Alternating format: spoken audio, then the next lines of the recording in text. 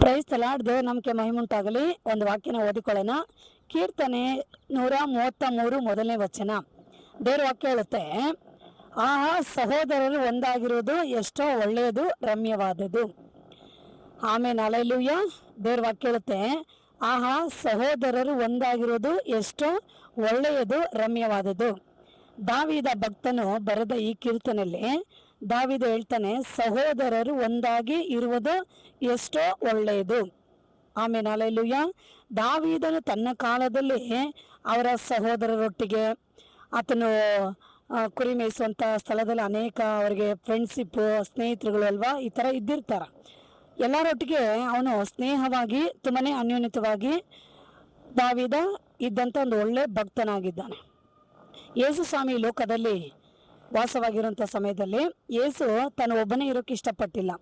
ಹಾಗಾಗಿ ಆತನೇನು ಮಾಡ್ತಾನೆ, ತನ್ನೊಟ್ಟಿಗೆ 12 ಜನ ಶಿಷ್ಯರುಗಳನ್ನು ಆರಿಸಿಕೊಂಡು ಅವರು ತನ್ನ ಸಂಗಡ ಇರಬೇಕೆಂದ್ಬಿಟ್ಟು ದೇವರ 12 ಮಂದಿ ಶಿಷ್ಯರುಗಳನ್ನ ಆರಿಸ್ಕೊಂಡ. ನೋಡ್ರಿ, ಯೇಸು ಸ್ವಾಮಿಗೂ 12 ಮಂದಿ ಶಿಷ್ಯರು. ದಾವೀದನ ಕಾಲದಲ್ಲಿ ದಾವೀದ ಅನೇಕ ಸಹೋದರರೊಟ್ಟಿಗೆ ಅನ್ಯೋನ್ಯವಾಗಿ ಐಕ್ಯವಾಗಿದ್ದ. ಅದಕ್ಕೆ ದಾವೀದ ಹೇಳ್ತಾನೆ, ಸಹೋದರರು ಒಂದಾಗಿರೋದು ಎಷ್ಟೋ ಒಳ್ಳೆಯದು, ರಮ್ಯವಾದದ್ದು. ಆಮೇಲೆ ಹಲ್ಲೆಲೂಯಾ. ನೀವು ಅದೇ ರೀತಿಯಾಗಿ ಈ ದಿನಗಳಲ್ಲಿ ಏನು ಮಾಡ್ಬೇಕಂದ್ರೆ, ಒಂಟಿಯಾಗಿ ಮನುಷ್ಯ ಇರಬಾರ್ದು. ಮನುಷ್ಯ ಒಂಟಿಯಾಗಿರುವಾಗ ಅನೇಕ ಆಲೋಚನೆಗಳು ಬರ್ತಾ ಇರ್ತವೆ, ಅನೇಕ ಚಿಂತೆಗಳು ಬರ್ತಾ ಇರ್ತವೆ. ಕೂತ್ಕೊಂಡು ಏನೋ ಆಲೋಚನೆ ಮಾಡ್ತಾ ಇರ್ತಾರೆ, ಏನೇನೋ ಚಿಂತೆಗಳು ಬರ್ತಾನೆ ಇರುತ್ತೆ. ಹಾಗಾಗಿ ಒಂಟಿಯಾಗಿರೋದು ತುಂಬ ಒಳ್ಳೆಯದು ಅಲ್ಲ. ನಾವು ಆದಿಕಾಂಡದಲ್ಲಿ ನೋಡ್ತೀವಿ, ದೇವರು ಆದಾಮನ ಸೃಷ್ಟಿ ಮಾಡುವಾಗೆ ಮನುಷ್ಯನು ಒಂಟಿಯಾಗಿರೋದು ಒಳ್ಳೆಯದಲ್ಲ, ಆತನಿಗೆ ಸರಿ ಬೀಳುವ ಸಂಗತಿಯನ್ನು ಉಂಟು ಮಾಡೋಣ ಅಂದ್ಬಿಟ್ಟು ದೇವರು ಆದಾಮನ ಸಂಗಡ ಏನು ಮಾಡಿದ, ಆದಾಮನ ಜೊತೆಗೆ ದೇವರು ಅವಳನ್ನು ಉಂಟು ಮಾಡಿದ. ಅದೇ ರೀತಿ ಇವತ್ತು ನೀವು ಪ್ರತಿಯೊಬ್ಬರುಗಳು ಒಂಟಿಯಾಗಿ ಇರಬಾರ್ದು. ನಿಮ್ಮೊಟ್ಟಿಗೆ ಮೊದಲು ಯಾರು ಇರಬೇಕಂದ್ರೆ ಯೇಸು ಸ್ವಾಮಿ ಇರಬೇಕು. ಯೇಸು ಸ್ವಾಮಿ ಒಟ್ಟಿಗಿರಬೇಕು. ಮತ್ತು ನಿಮ್ಮ ಅನ್ಯೋನ್ಯತೆ ಯೇಸು ಒಟ್ಟಿಗೂ ಮಗನೊಟ್ಟಿಗೂ ಇರಬೇಕೆಂದು ವಾಕ್ಯದಲ್ಲಿ ಬರೆಯಲ್ಪಟ್ಟಿದೆ. ಈ ಕಾಲದಲ್ಲಿ ಏನು ಮಾಡಬೇಕಂದ್ರೆ ಅನ್ಯೋನ್ಯವಾಗಿರಬೇಕು. ಕುಟುಂಬಗಳಲ್ಲಿ ಗಂಡ ಹೆಂಡತಿ ಅನ್ಯೋನ್ಯವಾಗಿರಬೇಕು. ತಂದೆ ತಾಯಿಗಳು ಮಕ್ಕಳ ಜೊತೆಗೆ ಅನ್ಯೋನ್ಯವಾಗಿರಬೇಕು. ಕೆಲಸ ಮಾಡೋ ಸ್ಥಳದಲ್ಲಿ ಅನೇಕ ಸ್ನೇಹಿತರುಗಳು ಇರ್ತಾರಲ್ಲ, ಅವರೊಟ್ಟಿಗೂ ನೀವು ಅನ್ಯೋನ್ಯವಾಗಿರಬೇಕು. ಸಭೆಗಳಲ್ಲಿ ನೋಡುವಾಗೆ ದೇವ ಜನರು ಒಬ್ರಿಗೊಬ್ರು ಅನ್ಯೋನ್ಯವಾಗಿರಬೇಕು. ಈ ರೀತಿಯಾಗಿ ಸಹೋದರರು, ಕೆಲವು ಕುಟುಂಬಗಳಲ್ಲಿ ನೋಡಿದ್ರೆ ಅಣ್ಣನ ಕಂಡ್ರೆ ತಮ್ಮನಿಗಾಗಲ್ಲ, ಅಕ್ಕನ ಕಂಡ್ರೆ ತಂಗಿಗಾಗಲ್ಲ, ಕುಟುಂಬಗಳಲ್ಲಿ ಐಕ್ಯ ಇರೋದಿಲ್ಲ. ಕೆಲವು ಕುಟುಂಬದಲ್ಲಿ ನೋಡುವಾಗೆ ಗಂಡ ಹೆಂಡತಿ ಐಕ್ಯವಾಗಿರಲ್ಲ. ಕೆಲವರು ಕೆಲಸ ಮಾಡೋ ಸ್ಥಳದಲ್ಲಿ ವರ್ಕರ್ಸ್ಗಳ ಜೊತೆ ಅನ್ಯೋನ್ಯವಾಗಿರೋದಿಲ್ಲ. ಈ ರೀತಿಯಾಗಿ ಅನೇಕ ಸ್ಥಳದಲ್ಲಿ ಜಗಳಗಳು ಮಾಡ್ಕೊಳ್ತಾರೆ, ಕೋಪಗಳು ಮಾಡ್ಕೊಳ್ತಾರೆ. ನನಗೆ ಅವ್ರ ಕಂಡ್ರೆ ಇಷ್ಟ ಇಲ್ಲ, ನಾನು ಅವ್ರ ಜೊತೆ ಸೇರಲ್ಲ, ನಾನು ಇವ್ರ ಜೊತೆ ಮಾತಾಡಲ್ಲ ಅಂದ್ಬಿಟ್ಟು ಈ ಥರ ವಾಗ್ವಾದಗಳನ್ನ ಮಾಡಿಕೊಂಡು ತುಂಬ ಜನ ಇರೋದನ್ನ ನಾವು ನೋಡ್ತೀವಿ. ಆಗಿರೋದು ಒಂದು ಆರೋಗ್ಯಕ್ಕೆ ಅದು ಒಳ್ಳೆಯದು ಅಲ್ವೇ ಅಲ್ಲ.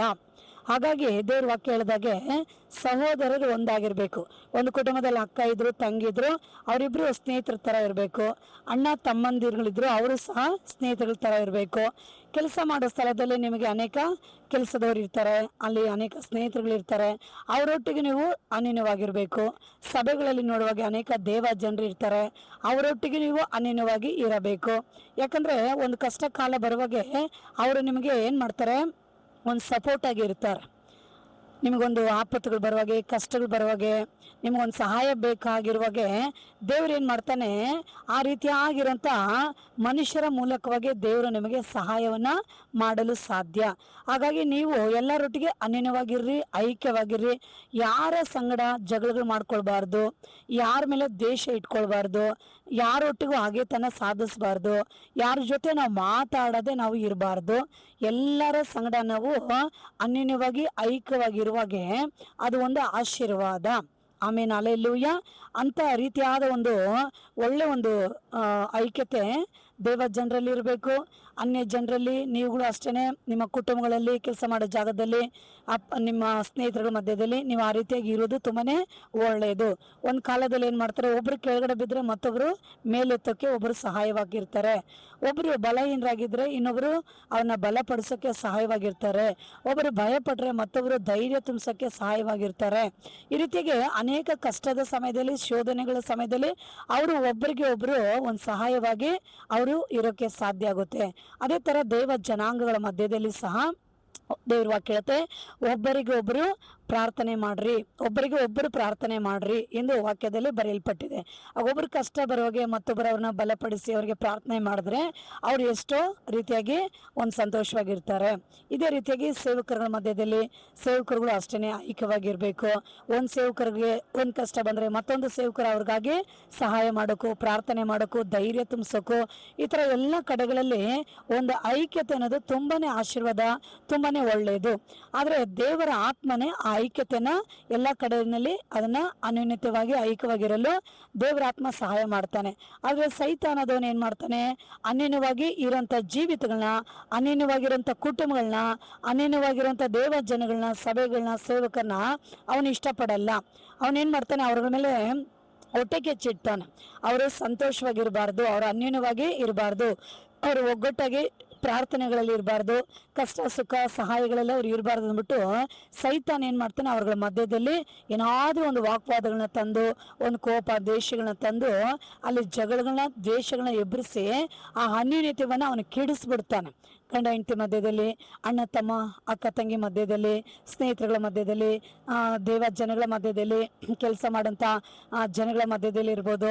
ಈ ರೀತಿಯಾಗಿ ಅನ್ಯೋನ್ಯತೆಯನ್ನು ಸೈತಾನ ಎಂದೂ ಇಷ್ಟಪಡೋದಿಲ್ಲ. ನೋಡ್ರಿ, ಆದಾಮ ಅವಳು ದೇವರೊಟ್ಟಿಗೆ ಎಷ್ಟು ಅನ್ಯೋನ್ಯವಾಗಿದ್ರಲ್ವಾ, ಆದರೆ ಅದು ಸೈತಾನಿಗೆ ಇಷ್ಟ ಆಗಲಿಲ್ಲ. ಹಾಗಾಗಿ ಆ ದೇವರಿಂದ ಸೈತಾನ ಏನು ಮಾಡ್ಬಿಟ್ಟ, ಆದಾಮ ಅವಳನ್ನ ತುಂಬಾನೇ ದೂರ ಮಾಡಿಬಿಡ್ತಾನೆ. ಅದೇ ರೀತಿಗೆ ದೇವರೊಟ್ಟಿಗೆ 12 ಮಂದಿ ಶಿಷ್ಯರಿದ್ರು. ಅದರಲ್ಲಿ ಒಬ್ಬ ಯೂದಾಸು ದೇವರೊಟ್ಟಿಗೆ ಅನ್ಯವಾಗಿದ್ದಂಥ ವ್ಯಕ್ತಿನ ಸೈತಾನ್ ನೋಡಿ ದೇವರಿಂದ ಅವನ್ನ ದೂರ ಮಾಡಿಬಿಡ್ತಾನೆ. ಇದೇ ರೀತಿಯಾಗಿ ವೇದದಲ್ಲಿ ಅನೇಕರನ್ನ ನಾವು ನೋಡ್ಬೋದು, ಮತ್ತು ಈಗ ಸಹ ಅನೇಕ ಕುಟುಂಬಗಳಲ್ಲಿ ನೋಡ್ಬೋದು, ಸಭೆಗಳಲ್ಲಿ ನೋಡ್ಬೋದು, ಕೆಲಸ ಮಾಡೋ ಸ್ಥಳಗಳಲ್ಲಿ ನಾವು ನೋಡ್ಬೋದು. ಸೈತಾನು ಅವ್ರಗಳನ್ನ ಚೇದ್ರಿಸಿ ಅವ್ರಗಳಿಂದ ದೂರ ಮಾಡಿಬಿಡ್ತಾನೆ. ಹಾಗಾಗಿ ಅನ್ಯೋನ್ಯತೆಯನ್ನು ಕಾಪಾಡ್ಕೊಳ್ಬೇಕು. ಅನ್ಯೋನ್ಯತೆ ಮಧ್ಯದಲ್ಲಿ ಪ್ರೀತಿ ಹೊಂದಾಣಿಕೆ ಇರಬೇಕು. ಆಗಲೇ ಅವ್ರೇನು ಮಾಡ್ತಾರೆ, ಕಷ್ಟ ಕಾಲ ಶೋಧನೆ ಒಂದು ವೇದನೆಗಳು ಬರುವಾಗೆ ನಿಮಗೆ ಅವ್ರು ಬೆನ್ನೆಲುಬಾಗಿರ್ತಾರೆ, ಮತ್ತು ಒಂದು ಸಹಾಯವಾಗಿರ್ತಾರೆ. ಅವ್ರು ನಿಮ್ಮನ್ನು ಬಲಪಡಿಸಿ ಆಧರಿಸಿ ಧೈರ್ಯ ತುಂಬಲು ಆ ವ್ಯಕ್ತಿಗಳು ಒಂದು ಸಮಯ ಬರೋಗೆ ನಿಮಗೆ ಸಹಾಯವಾಗಿ ನಿಲ್ತಾರೆ. ಹಾಗಾಗಿ ಅನ್ಯೋನ್ಯವಾಗಿರೋದನ್ನ ನೀವು ಬಯಸ್ರಿ, ಅನ್ಯೋನ್ಯತೆನ ಏರ್ಪಡಿಸ್ಕೊಳ್ರಿ, ಅನ್ಯೋನ್ಯವಾಗಿ ಜೀವಿಸ್ರಿ. ಅದು ತುಂಬಾನೇ ಒಳ್ಳೆಯದು, ರಮ್ಯವಾದದ್ದೆಂದು ದೇವರ ವಾಕ್ಯ ಹೇಳುತ್ತೆ. ಈ ವಾಕ್ಯವನ್ನು ಕೇಳಿಕೊಂಡಿರಂಥ ನಿಮ್ಮ ಪ್ರತಿಯೊಬ್ಬರನ್ನ ದೇವರ ಹಾಗೆ ಆಶೀರ್ವದಿಸಲಿ. ದೇವರ ಹಾಗೆ ನಿಮ್ಮನ್ನು ಅನೇಕರೊಟ್ಟಿಗೆ ಅನ್ಯೋನ್ಯವಾಗಿರುವ ಹಾಗೆ ದೇವರು ಕೃಪೆ ತೋರಿಸಲಿ. ಕುಟುಂಬಗಳಲ್ಲಿ, ಸಭೆಗಳಲ್ಲಿ, ಕೆಲಸ ಮಾಡೋ ಸ್ಥಳದಲ್ಲಿ ಎಲ್ಲರೊಟ್ಟಿಗೆ ಅನ್ಯೋನ್ಯವಾಗಿರ್ರಿ. ಯಾರ ಮನಸ್ಸಲ್ಲಿ ಕಪಟ ಇರಬಾರ್ದು, ಯಾರ ಮನಸ್ಸಲ್ಲಿ ಹಾಗೇನ ಸಾಧಿಸಬಾರ್ದು. ಹೃದಯ ಆಳದಿಂದಲೂ ಪರಿಪೂರ್ಣ ಯಥಾರ್ಥವಾದ ಚಿತ್ತದಿಂದಲೂ ಎಲ್ಲರೊಟ್ಟಿಗೆ ನೀವು ಐಕ್ಯವಾಗಿ ಸಮಾಧಾನವಾಗಿರುವಾಗೆ ಅದು ಬಹಳ ಒಳ್ಳೆಯದು, ಅದು ಬಹಳ ದೇವರಿಗೆ ಮೆಚ್ಚುಗೆ ಆದದು. ಈ ವಾಕ್ಯ ಕೇಳಿಕೊಂಡಿರೋಂಥ ಪ್ರತಿಯೊಬ್ಬರು ಹಾಗೆ ಮಾಡಿ ದೇವರು ನಿಮ್ಮನ್ನು ಆಶೀರ್ವಾದ ಮಾಡಲಿ. ಸಣ್ಣ ಪ್ರಾರ್ಥನೆ ನಾವು ಮಾಡಿಕೊಳ್ಳೋಣ. ಸರ್ವಶಕ್ತನಾಗಿರೋ ದೇವ, ಈ ವಾಕ್ಯವನ್ನು ಕೇಳಿಕೊಂಡಿರೋಂಥ ಎಲ್ಲ ಮಕ್ಕಳ ಮಧ್ಯದಲ್ಲಿ ಪರಿಶುದ್ಧಾತ್ಮ ತಾನೇ ಚಲಿಸ್ರಿ, ಆಳ್ವಿಕೆ ಮಾಡ್ರಿ, ಅನ್ಯೋನ್ಯತೆನ ಕಟ್ರಿ, ಅವ್ರಿಗೆಲ್ಲ ಅನ್ಯೋನ್ಯವಾಗಿ ಜೀವಿಸಲು ಸಹಾಯ ಮಾಡಿ. ನಿನ್ನ ಕರಗಳಲ್ಲೆಲ್ಲರನ್ನ ಒಪ್ಪಿಸ್ಕೊಡ್ತೀನಿ. ಯಾರ ಮಧ್ಯದಲ್ಲಿ ಜಗಳಗಳಿರಬಾರ್ದು, ಕೋಪಗಳಿರಬಾರ್ದು, ದ್ವೇಷಗಳಿರಬಾರ್ದು, ಹಗೆತನಗಳಿರಬಾರ್ದು, ವಾಗ್ವಾದಗಳಿರಬಾರ್ದಪ್ಪ. ಎಲ್ಲರೂ ಅನ್ಯೋನ್ಯವಾಗಿ ಐಕ್ಯವಾಗಿ ಎಲ್ಲ ಜೀವಿತಗಳಲ್ಲಿ ಆಶೀರ್ವಾದವಾಗಿರೋಕ್ಕೆ ನೀವು ಸಹಾಯ ಮಾಡ್ರಿ. ಹಾಗೆ ಮಾಡ್ರಿ ಯೇಸು ನಾಮದಲ್ಲಿ ಹಾಗೆ ಮಾಡ್ರಿ. ಯೇಸು ನಾಮದಲ್ಲಿ ತಂದೆ, ಆಮೇನ್. ಈ ವಾಕ್ಯ ಕೇಳಿಕೊಡಿರುವಂಥ ನೀವೆಲ್ಲರನ್ನ ದೇವರು ಆಶೀರ್ವದಿಸಲಿ. ಲೈಕ್ ಮಾಡಿ, ಶೇರ್ ಮಾಡಿ. God bless you. ಆಮೇನ್.